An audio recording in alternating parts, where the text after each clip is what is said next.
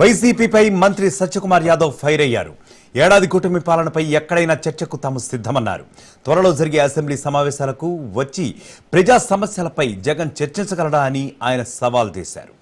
Liquor కుంభకోణంలో అసలు సూత్రధారి జగన్ అని, త్వరలోనే ఆయన్ను అరెస్టు కానున్నారంటూ కూడా హాట్ కమెంట్ చేశారు. ఆయన కోట్లాది రూపాయల డబ్బులు లెక్కిస్తూ వీడియోలు బయటపెడితే ఏ తప్పు చేయలేదని నాటకాలు ఆడుతున్నారని అన్నారు.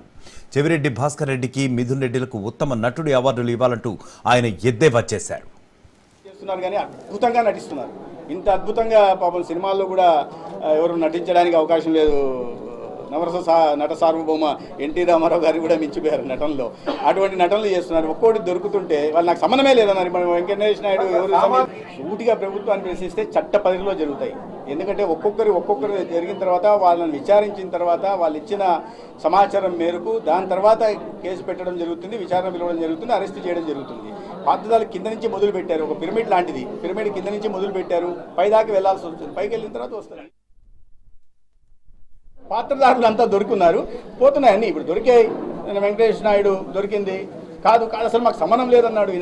నాని గారు చెప్పినట్టుగా కోర్టులో ఏమో